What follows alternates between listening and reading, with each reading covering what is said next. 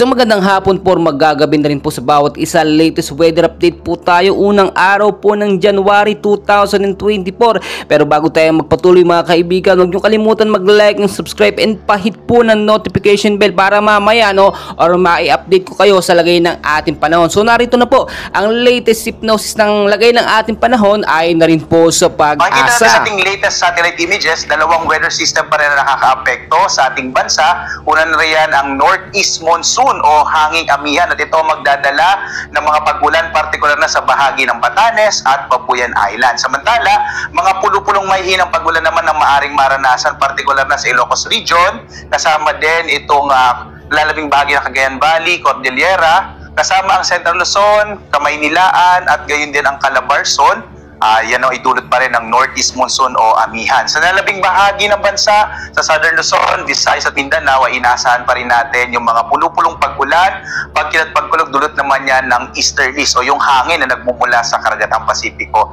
Base sa pinakahuling mga datos natin, ipinapakita naman na wala pa rin tayong minomonitor na anumang low pressure area, wala pa rin tayong bagyo sa loob o labas man ng Philippine Area of Responsibility. Samantala, dahil sa amihan na may nakataas tayo ngayon na gale warning, ito yung babala natin sa malalakas na alon ng karagatan. Inaasahan natin na posibleng umabot ng hanggang mahigit 4 na metro ang alon ng karagatan, partikular na sa Batanes, sa Cagayan, kasama yung Babuyan Island at sa mga baybayin ng Ilocos Norte. Ito ay dulot ng amihan. Kaya nga dahil dito, pinapayuhan natin mga kababayan, lalong-lalo na yung mga maliit na sakyang pandagat, maliliit na mga bangka, na huwag mo nang pumalaot sa mga baybayin na ito sapagkat inaasahan natin magiging delikado dulot ng malalakas na alon na dala ng amihan. At narito naman ating inaasahang magiging lagay ng panahon sa sunod na 3 araw. Base sa ating mga pinakahuling datos, patuloy ang pag-iral ng northeast monsoon o amihan at gayon din itong easterlies. Makikita natin dito sa mga datos natin yung mga kulay berde ho na ito.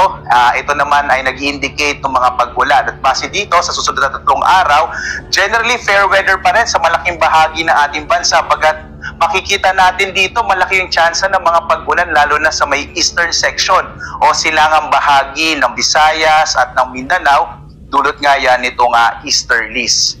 Sa susunod na 3 araw din hanggang January 4, maliit yun ng tsansa na magkaroon tayo ng bagyo sa loob o labas ng Philippine Area of Responsibility. So patuloy natin i-update ito sa mga susunod na araw. Samantala naman, para sa mas detalyado nating lagay ng panahon, maaari tayong bumisita sa iba't ibang mga Facebook pages ng ating mga Pag-asa Regional Services Division.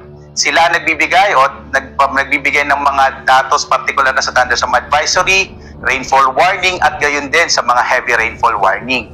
Para sa Northern Luzon, nandiyan ang Northern Luzon PRSD, sakop niya ng Ilocos Region, Cordillera, Cagayan Valley kasamang Aurora.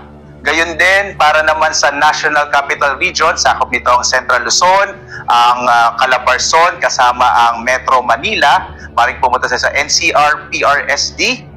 Samantala naman sa Southern Luzon PRSD, nasakop niyan ang Romblon, Marinduque, gayon din itong Oriental Mindoro, Bicol Region at Northern Samar.